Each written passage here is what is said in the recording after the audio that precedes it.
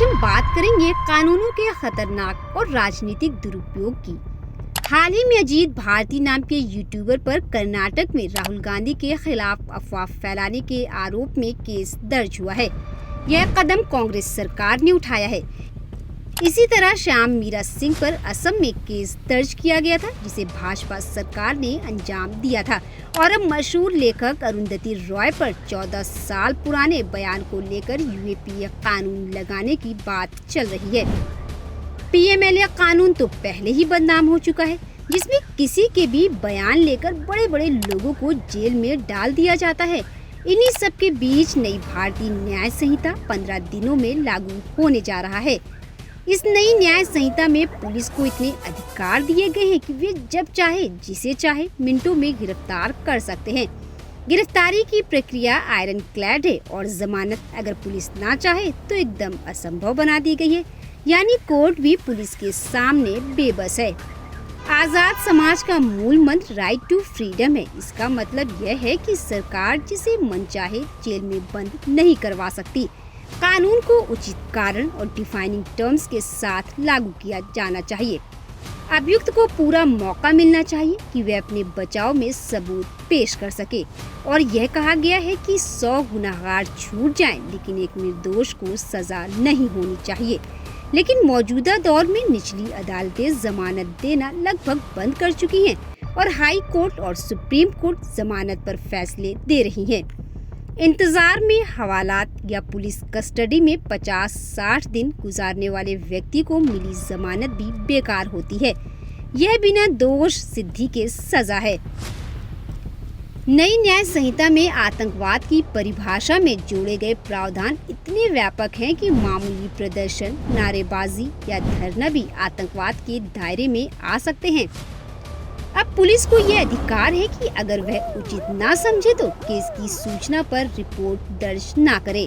यानी न्याय की उम्मीद पुलिस से छोड़ दीजिए। पहले ये चोरी छुपे होता था, पर अब ये अधिकार में है। गिरफ्तारी के बाद 24 घंटे में कोर्ट में पेश करने की जरूरत नहीं, डॉक्टरी मुलाहिजे की जरूरत नहीं। 7 दिन बाद एसडीएम से रिमांड बढ़वा सकते हैं और असली कोर्ट में 14 दिन में पेश करना होगा। बिना चार्जशीट के 6 महीने तक हवालात बढ़ाई जा सकती है। यह अन्याय संहिता दमन का खजाना है। सत्ता पक्ष के लोग खुश होंगे। अब आएगा मजा। विपक्ष के लोगों को जमकर पकड़ा जाएगा, उल्टा लटका कर पीटेंगे। तथा कथित गद्दारों की खाल में भूसा भरा जाएगा। लेकिन याद रखें, यह पावर्स पुलिस को है, यानी उन जगहों की पुलिस को भी जहां भाजपा की सरकार नहीं है। और आज की डेट में आधे देश में भाजपा की सरकार नहीं है। यह कानून व्यवस्था की बेहतरी के लिए नहीं बने, बल्कि राजनीतिक कारणों से बने हैं। विपक्ष की आवाज बंद करने और आम नागरिक आतंक भरने के लिए बने हैं। अगर बात कानून व्यवस्था की है तो पुरानी व्यवस्था से बढ़िया कुछ नहीं। वह 150 साल पुरानी है, बार बार मांझकर, चमकाकर और सुधार के लंबे कालक्रम से गुजर चुकी है। आजाद हिंदुस्तान की 15 संसदों, सरकारों और हजारों जजों ने लाखों मामलों के फैसले से हर स्थिति के लिए एक गाइडलाइन बना दी है।